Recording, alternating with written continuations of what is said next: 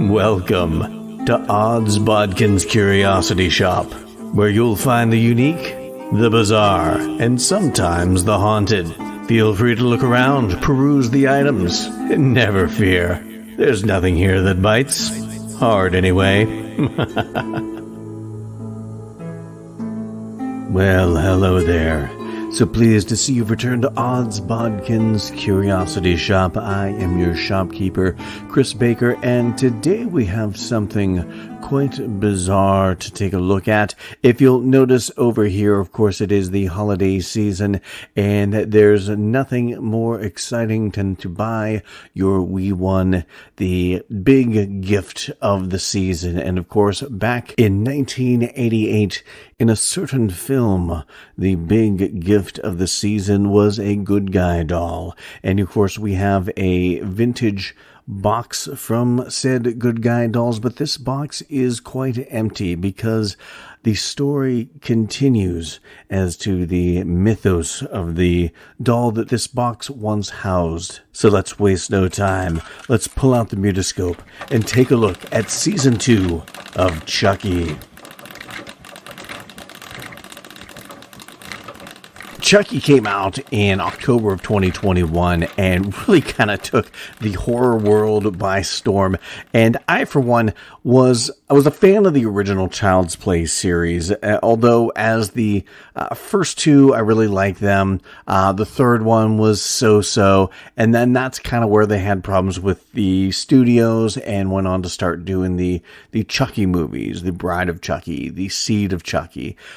Those ones, I don't know. I think I'd kind of been just exhausted by the fact that so many slasher films have gone away from being scary horror movies and more into bad guys that kill people and spit out jokes. I didn't like that. And I kind of got disenfranchised with the whole horror scene at that point, at least the slasher horror scene. Nightmare on Elm Street, this, and things like that. Things just started feeling like they were jumping the shark.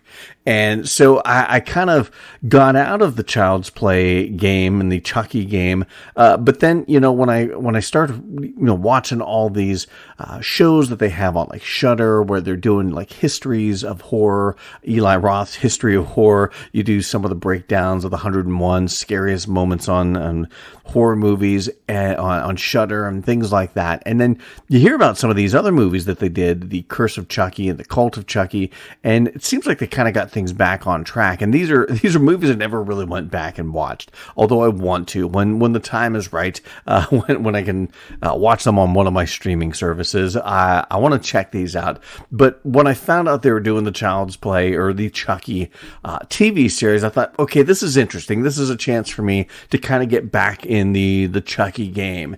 And boy, was I really pleasantly surprised by it. I figured it could have been really good or really bad. And luckily, and I think that really all boils down to the fact that Don Mancini, who created Chucky and the Child's Play movies, he is helming this, and it really is his baby. And I really think that is a big part of why Chucky has done so well and gone on to a second season, is because of his involvement and his vision kind of shows through in this. So I was really happy with season 1 and so excited where they left things off and where we're going to see things go in season 2. Of course, last we saw the kids are all right, but Andy's, he's heading down the highway to hell with a box truck full of Chuckies and the Tiffany doll, holding them at gunpoint. So that was a really interesting cliffhanger to end the whole season on. And with season 2, we really kind of pick up not too terribly long after that. We're heading into Halloween in this first episode, and I think Halloween, so like maybe a year has gone by. Now, we're going to talk about this season, and we're going to talk about the things going on. I'm going to try not to be too terribly spoilery. We'll do a really spoilery section coming up later in the episode, but if you don't want anything spoiled for Chucky season 2, probably best not to listen, because I'm probably going to spoil something inadvertently, but I'm going to try not to be too spoilery. But go check it out, go watch it. You're going to enjoy it especially if you enjoyed the first season, and come back and listen. Or if you don't care about spoilers, or if you've already seen it, then we're going to truck on. No pun intended. Andy will not be driving. So we pick up a year later. You know, these kids have had most all of their parents killed. Jake's aunt and uncle are dead. His father's dead. Devin's mother is dead. Lexi's father is dead. Of course, Jake is sent off with a foster family. I can't exactly remember where Devin is, but he's still back in Hackensack. Lexi is living with her mother and her sister in a new home, a smaller home because they're no longer in the mayor's mansion. But these kids who were so close and became so close in the first season have all kind of gone their separate ways. And when they, you know, like kids do, you say you're going to stay in touch, but you don't really stay in touch. And that's where we find these kids when we first meet them in season 2. Jake's off with his foster family, mother, father. He's got a foster brother, a little kid who he kind of takes under his wing and really is the only one in this family that he has a relationship with, because they're very, they're very much against his sexuality. And that's where we find Jake. Lexi, we find her. She's kind of drugging and sleeping around, or at least trying to, with this kid when we first meet up with her. But she's got a drug problem that she's picked up because I think, a lot to do with the dealing with the pain of losing her father, dealing with the pain of all the death that happened because of Chucky in the first season, probably the nightmares that remain from dealing with Chucky in the first season. And I think this is one where I think we really get a little more. We don't get a ton of character development in this, and that's probably one of the minor drawbacks, but you do get a little character development out of the Lexi character because she's probably the one that has made the biggest changes in her life. She's gone from being a bully to befriending the kid that she was bullying. She's gone from, being friends with him to a drug addict. And she's gone from that to this and making amends with her mother. A little bit of a spoiler for later in the season. But I think with her, we really get the biggest character arc out of the Lexi character. And I've already kind of talked about these actors from last season, but I really enjoyed Olivia Allen Lind and her portrayal of Lexi. I think probably of the 3 actors, the young kid actors, she's probably the one I enjoy the performance of the most. Bjork Van Arneson is, he does a really solid job. I really like Zachary Arthur as Jake Wheeler. He does this thing though with his face where he, scrunches it up to show the anguish. And sometimes I'm like, dial it back just a little bit. It's a little too Renee Zellweger for me. But I really enjoyed all these kids playing these roles. But the first scene we really get probably some of the darkest stuff we've seen, where Chucky comes back into play and the kids all ends up at Lexi's house, and because they're getting hints that Chucky may be back, and then Chucky ends up there with Gary, Jake's foster brother, and they have a homemade bomb. And it's probably one of the most dark scenes where this little kid, Gary, picks up this bomb and runs with it, and Chucky detonates it and blows the kid up. I mean, it's, you don't see the kid actually blowing up, but you know what happens. And it's dark as fuck. I gotta say that it was a really dark and dismal way to start off the second season. And I saw when that happened, I was like, okay, all bets are off. Nobody's safe in this. And they're willing to go places that a lot of shows and movies, I don't think they'd have the intestinal nor the testicular fortitude to go to these places.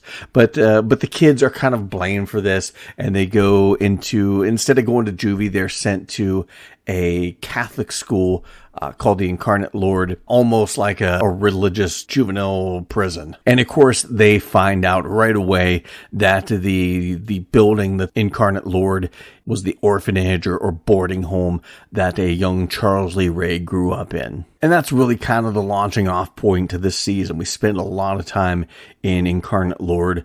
We spend a lot of time with Jennifer Tilly.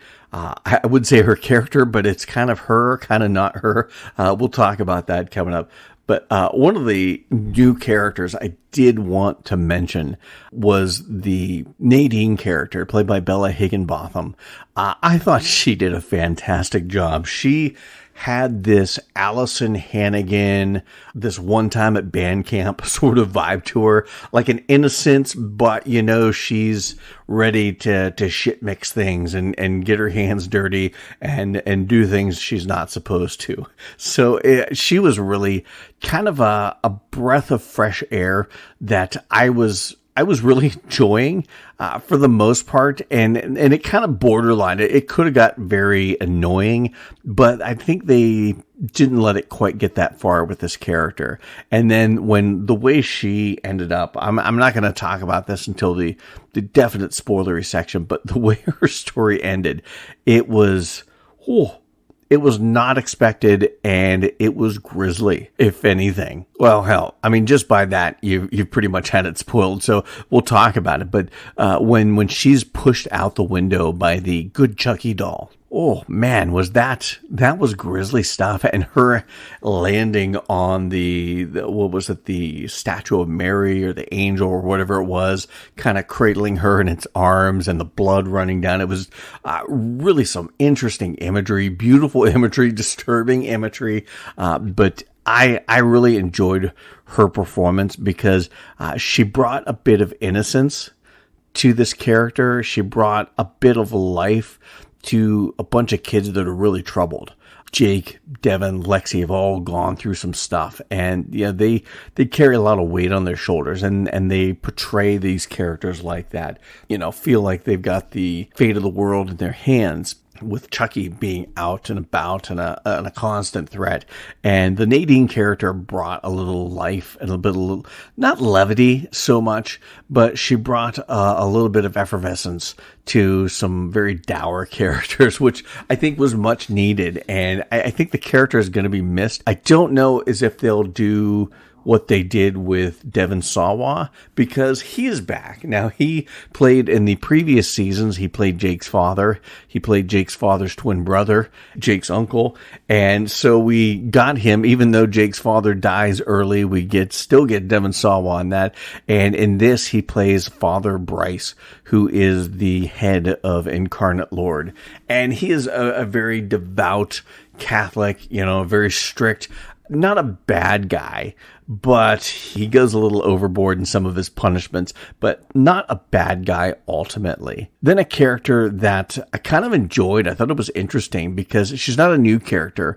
Rosemary Dunsmore, who played Dr. Mixter from season 1, she is the psychiatrist that pretty much gets the kids sent to Incarnate Lord, and is the reason they're there, and she's trying to help them, or at least we think so, until we find out that she may not be all that she seems. And I thought it was really interesting how her character, we find out later, and through some different flashbacks, that we find out she has been in league with Chucky from the time Charles Lee Ray was a child.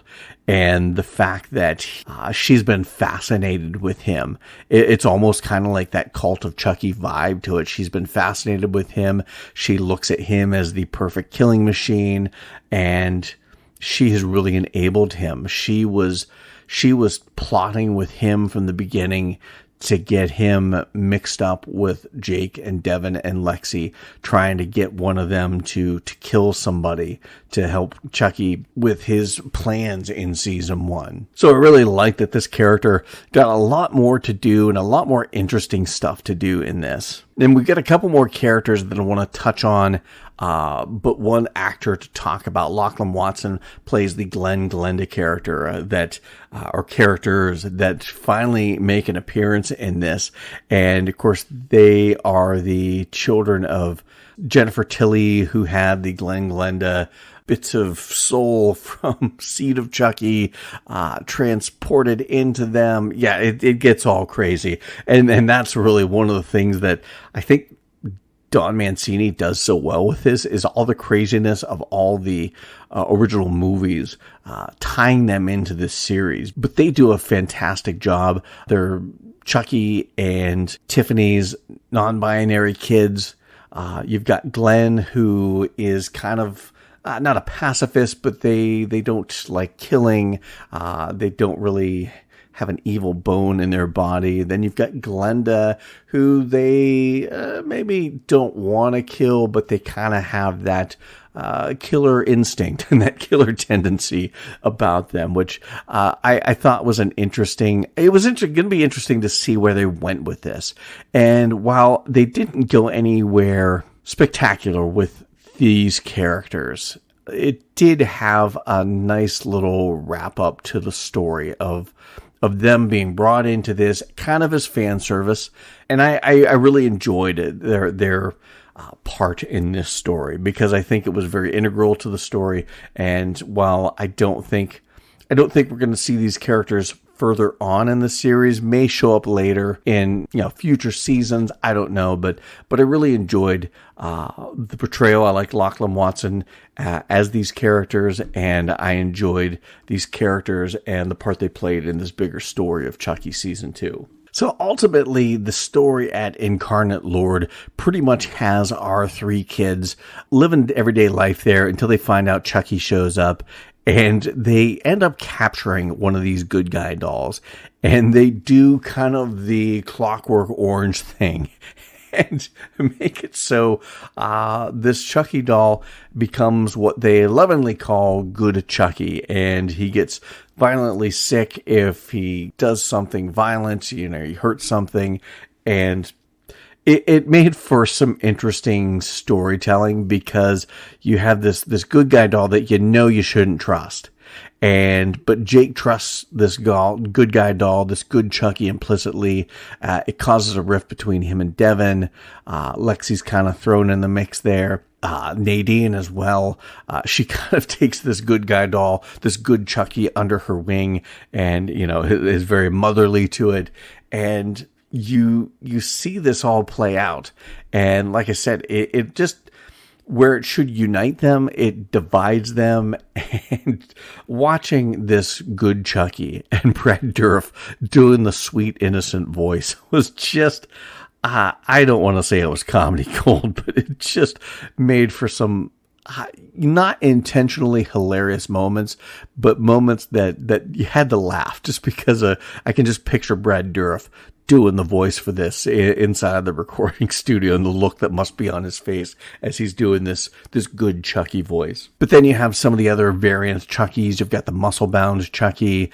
You've got the Colonel Chucky, which is kind of a riff off of Marlon Brando from Apocalypse Now. But it all plays out that this good Chucky has been faking it the whole time. And you had to see it coming, but it's one of those things where you're like, maybe he has turned over a new leaf. But then they do this exorcism, which was just probably one of the best scenes. I really enjoyed this. It had so many callbacks, and that's one of the things I like about this series, and I loved about this season, was so many different callbacks to other movies, because this was very much reminiscent of The Exorcist, where you have all these main characters in Incarnate Lord finally getting on the same page and finally working together to defeat Chucky, to get Charles Lee Ray out of this doll. There's lots of pea soup puke scenes, and it was really fun to watch in a horror horror type way.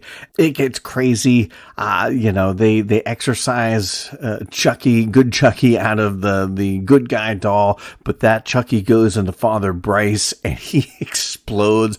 But one of the most disgusting scenes, Nika gets Chucky Prime out of her body and into the good guy doll. Dr. Mixter runs out with Chucky Prime and the good guy doll as Andy, shoots him, blows off his jaw. It's disgusting because, Chucky gets living flesh inside that doll exterior, and it was disgusting.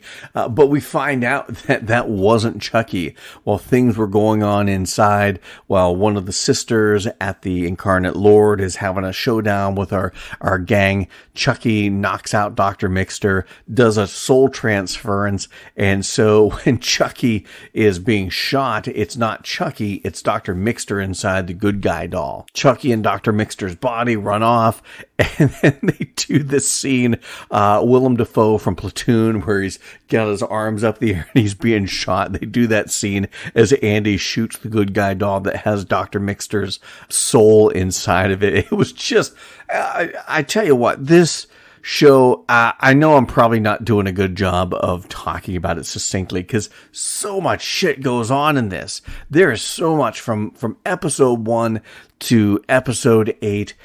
It is just cram-packed with characters and different story plot points and different callbacks to different movies and different callbacks to other movies. And it's such a wild ride that it's so hard to talk about everything all at once because there's so much to talk about. But that kind of wraps up the Incarnate Lord storyline. You have the Jennifer Tilly storyline where she is, she's just doing her murderous thing as Tiffany, but we get to learn a little more about this character. When Glenn and Glenda show up, we find out that she has some real celebrity friends that pop over. And it was kind of fun to see Gina Gershon, Joe Pantoliano, that chick from Beverly Hills, Housewives of Beverly Hills, all playing themselves. Even Jennifer's sister, Meg Tilly, shows up, and I think they all die. I know Joe Pantoliano, he dies. Meg Tilly dies. I can't remember if anyone else dies. Maybe Gina Gershon, but it was such a crazy episode with these people playing caricatures of their real selves. And it was a fun episode. I'm not huge on horror comedy, especially when it leans more into the comedy, but this was so goddamn enjoyable that I couldn't not enjoy what they did, what Don Mancini did with this story in season 2. But you have Tiffany, the spirit of Tiffany inside Jennifer Tilly, killing people, and it all really boils down to the police finally get caught up with her, and she is on the run. She can't go anywhere because she's just constantly being recognized as Jennifer Tilly, and so she's trying to get back into a Belle doll, and she finds one with Lexi's sister, was gifted one by Dr. Mixter because Dr. Mixter has been acting as psychiatrist for all these kids, as well as for Lexi's mom and younger sister. But before we get to the kind of final showdown and the climax of all this, I did want to talk about one thing. In one of the episodes, and I can't remember exactly which one. I can't remember if it was the 4th episode or one of the middle episodes. They kind of bookend the episode and kind of do some cut-ins before what would be a commercial break, where they have Chucky doing a talk show. And they've done this before. They kind of did that with the season finale. I believe it was last year's season finale, where they had Chucky kind of in a high-backed chair in front of a fireplace, almost like a Christmas vibe. But they did this where he's doing this talk show, and they brought out WWE superstar Liv Morgan. And apparently she's a big Child's Play and Chucky fan, and it was like one of her greatest wishes is to be killed by Chucky. So they bring her out, and Chucky's there with her, and of course he stabs her, and she gets her wish and has the death scene. It was the kind of stuff that I don't normally like when it comes to horror, but they did it so damn well that I couldn't not enjoy what they did with this season and with some of these celebrity cameos and just the whole season in and of itself. But they had a really interesting finale. It's Christmas. You've got Lexi is at home with her mother and her sister. Jake and Devin show up and they're going to stay at Lexi's place as well. Her mother is doing her usual thing. And I got to give some props to Barbara Allen Woods. She's the one that plays Lexi's mom, Michelle Cross. And she does this job so well.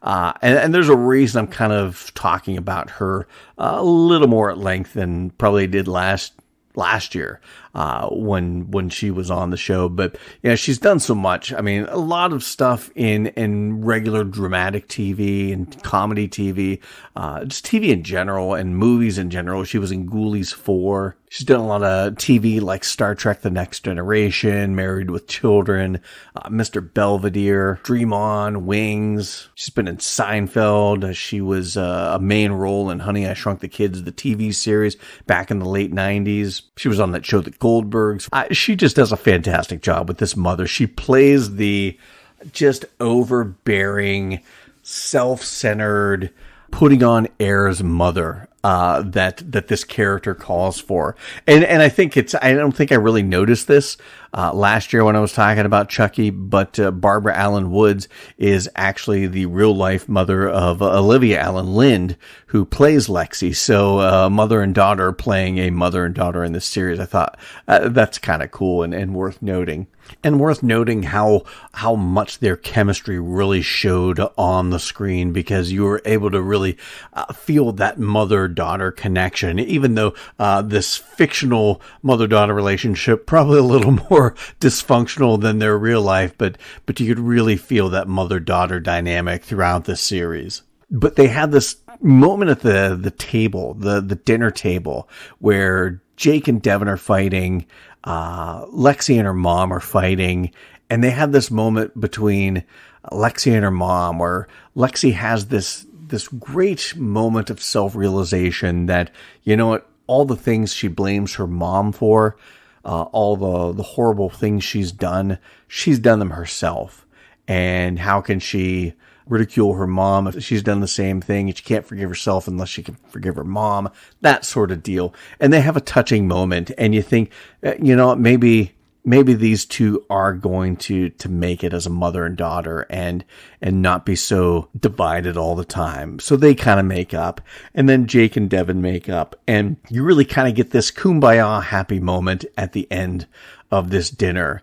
And then later that night, Chucky shows up because he's trying to kill the kids. Jennifer Tilly shows up as Tiffany, trying to find that Belle doll because she wants to go on the lam as this Belle doll, as Tiffany, her doll self. And that's when you get one of the death scenes I probably enjoyed the most in the 2 seasons of Chucky, is you get Michelle Cross, played by Barbara Allen Woods. She comes down and sees Jennifer Tilly in her living room. And of course, they met before at the big charity event from season 1.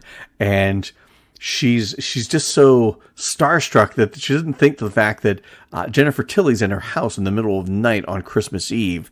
And Jennifer Tilly is talking with her.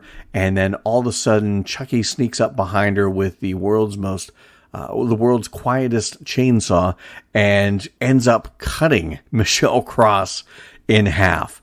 And just the reactions from Barbara Allen Woods, the facial expressions as she's being chopped in half. It was gory. It was fantastic. It was such a wonderful kill for this franchise. It has had a lot of great kills in the past, but this is probably one, at least as far as the Chucky series. I won't go through because I haven't watched all the Chucky movies, but at least for this series, probably one of my favorite kills. Literally cuts her from the top of her head down through her parts and splits her right in half. It was disgusting and gory and wonderfully horrific. But then you get this cool scene afterwards where Lexi shows up after Chucky has just killed her mom, and she unleashes on Chucky, and Jennifer Tiffany just stands by as Lexi kills Chucky. And you're like, oh shit, this is supposed to be the last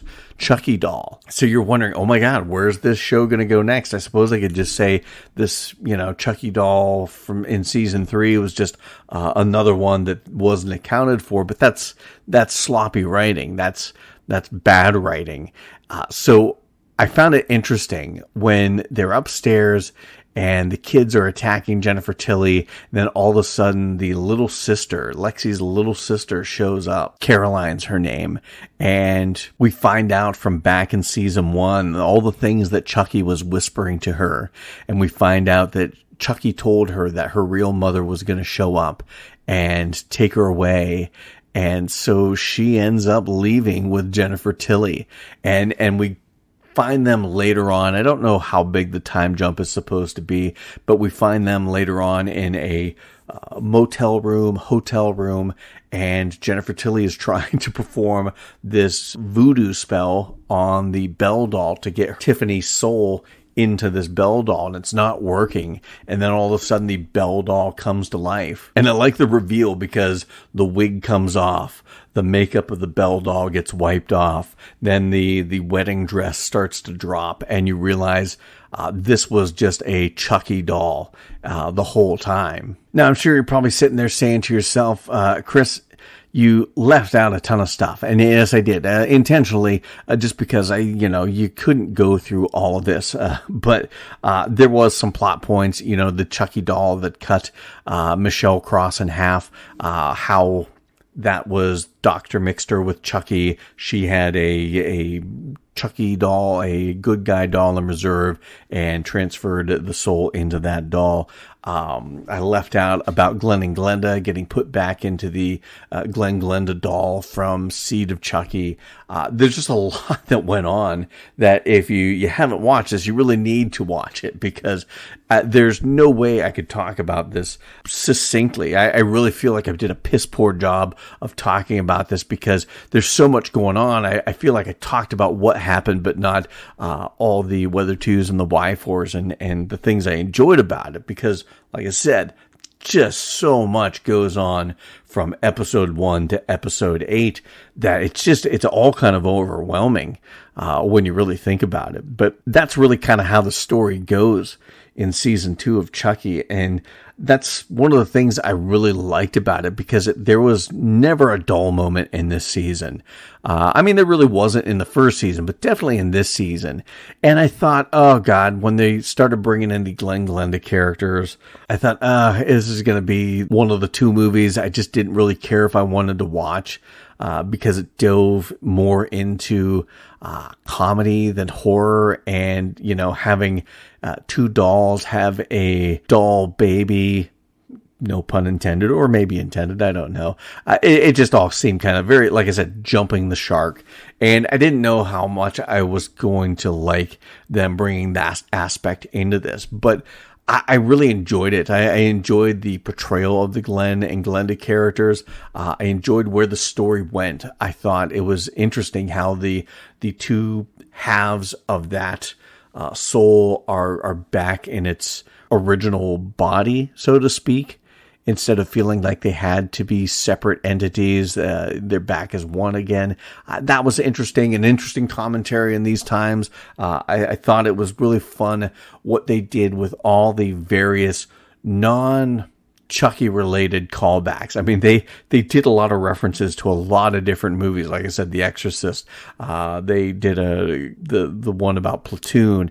Those are just a couple that I can recall, but it seemed like all throughout the movie, it was just different callbacks to various movies and different references to various movies. And that's, I think, part of the charm of the Chucky series is callbacks.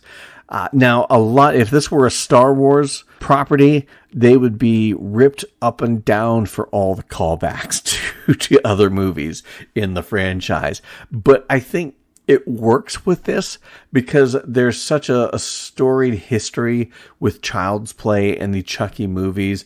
And I think it's okay that this is a lot of fan service, because while it is fan service and they're bringing back a lot of the characters from the original movies. They're bringing back Andy. They brought back the Kyle character. They brought the Nika character back from some of the later Chucky movies. Jennifer Tilly as Tiffany. While they're calling back to those other movies and kind of relying on the nostalgia of those other movies, they're doing new and interesting things. They're doing fun things. While this season it didn't have as many scary moments. I think the first season did have some really creepy, really scary moments. It didn't have those in this season. There was never a point where I felt, oh, that's creepy. That gave me a chill. That was scary. What it lacked for in scares, it made up for in, oh, wow, WTF moments. You know, the kid Gary getting blown up at the beginning, Father Bryce getting blown up at the exorcism, Michelle Cross getting sawed in half with a chainsaw.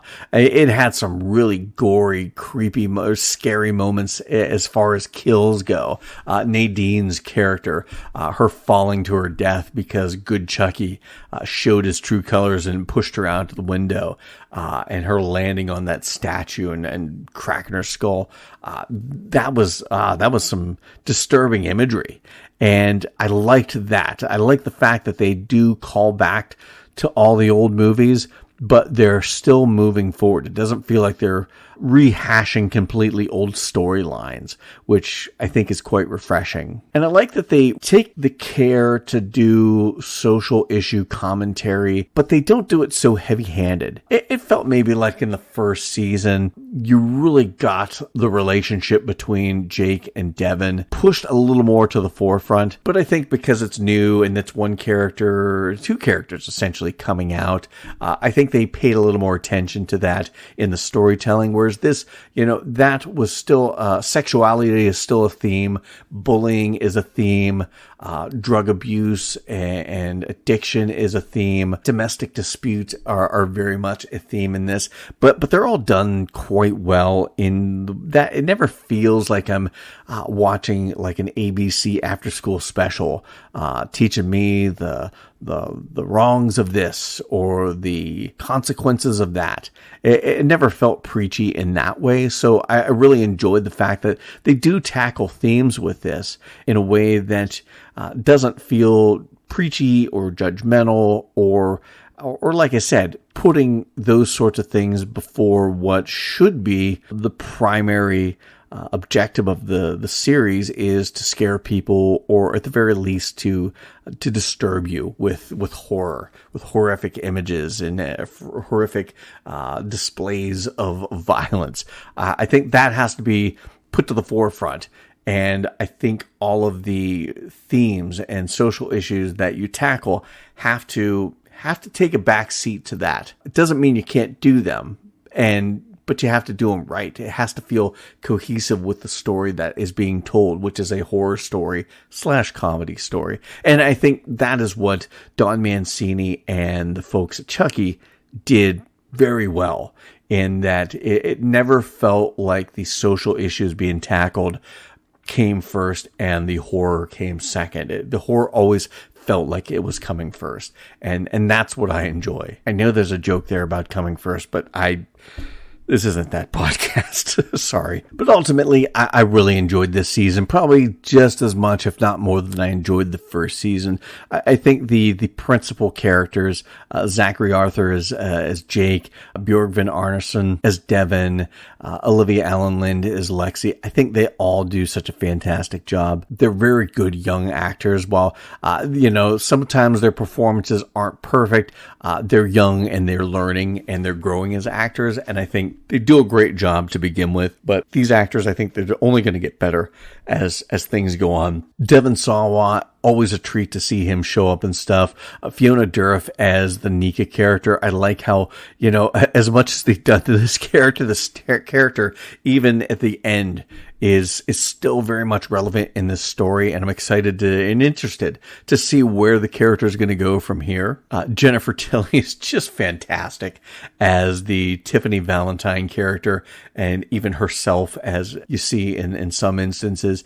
And she is just a delight to watch. She is delightfully maniacal in some moments. She can play the innocence, and she can play the diabolical nature of this character so well that it really is fun to watch. Christine Elise as Kyle, seeing her show up again along with Alex Vincent as Andy, that's always fun to see them. I'd like to see those two become a bigger part of the storyline and not just kind of come in to save the day at the very last minute. I like to see them involved a little more in the story. Rosemary Dunsmore was fun to see, as well as Lachlan Watson as the Glenn Glenda characters.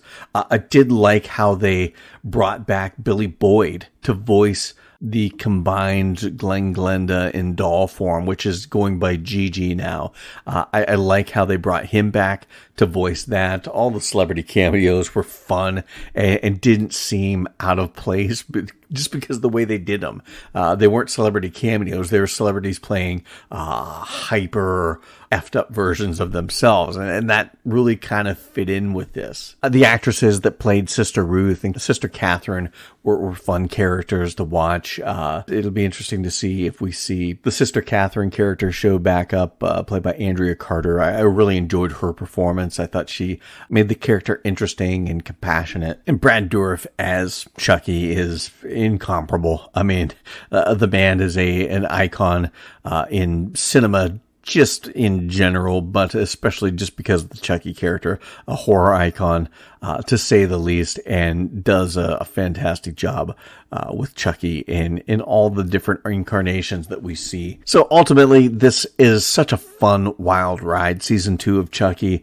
It's got so much going on, so many references and callbacks to other movies, bits of nostalgia from the Chucky franchise, and where it does have some bits of ridiculousness, where the muscle-bound Chucky punches a hole through a kid's chest.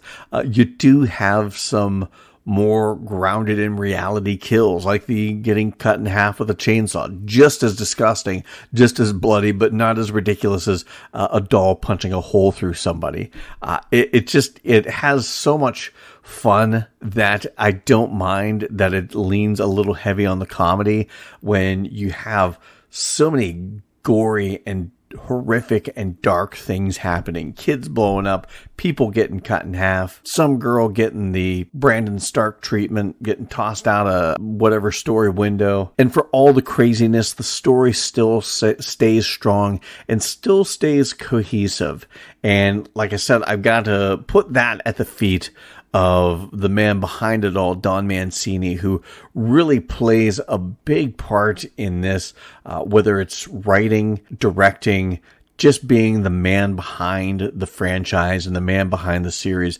I gotta say his involvement in this is probably what keeps this show on track and keeps this show running smoothly and doing what it sets out to do, being a horrific, gross, and disgusting slasher series with a good bit of humor and a lot of chaos and mayhem, all coming from a little doll. So there you have it. Those are my thoughts on Chucky Season 2. I don't know. I mean, there's no word yet. This just wrapped up here right before Thanksgiving this past week. So I'm not sure exactly when we're going to find out if there's going to be a Season 3. I would have to imagine that there is going to be a Season 3 because I can't see how this season would do so poorly in the ratings to not warrant a third season because I enjoyed it so much. But what do I know? But as soon as we find out if there is going to be a Season 3, of course, keep it locked on Odds Bodkins Curiosity Shop. We'll keep you posted on that. But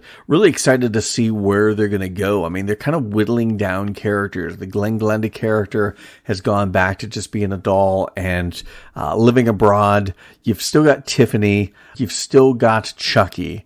And this, as far as I know, the final Chucky doll, Who knows? But the Caroline character, are they going to raise this little girl to be a serial killer like them? That's going to be interesting. Where Jake and Devin and Lexi, where do they go? They've got one of their teachers that's going to be taking them in. What do they do? Where's the hunt for Caroline begin? Andy and Kyle's involvement into this, where do they stand? Chucky's still out there, so they're still going to be hunting for him. It's going to be interesting to see where their story ends up. And the Nika character still after Jennifer Tilly. So many places for them to go with this. And like I said, they're kind of whittling down. You don't have so many Chuckies. You don't have Glenn Glenda involved. You've gotten rid of the mother. You've gotten rid of Dr. Mixter. You got rid of Nadine. Devin Sawa, his character's dead, but his characters from the first season were dead. Who knows who could come back as the same person playing a different role? Who knows? Chucky is a wild ride, and it's a lot easier jumping on than it is jumping off, as Ric Flair once said. Well, actually, he says it quite often, but it's a wild ride that you just hold on and you enjoy it while it lasts. And I'm looking forward to seeing a third season out of all this when it's all said and done. So I want to thank everyone for listening to my thoughts on Chucky. Like I said, it's stream of consciousness babbling about a show I really liked. There's so much going on. It really was kind of hard for me to even keep track and keep a cohesive thought process going. But thanks for joining this wild ride. And please find out more on what's going on with horror, fantasy, and science fiction on our Facebook page, Odds Bodkins Curiosity Shop. We're always posting trailers and articles I find all over the interwebs, add my 2 cents. And no matter where you listen to this podcast, please download it, subscribe to it, do all the things, like it, share it with your friends, anybody that you know that loves horror, fantasy, and science fiction. And please leave a review. 5 stars would be awesome. But whatever review you leave, we do appreciate the feedback and we do appreciate your support. So until next time. Thank you for visiting Odds Bodkins Curiosity Shop. We hope that you found something to your liking and visit the shop again soon. But even though you may come back, you never really get to leave Odds Bodkins Curiosity Shop.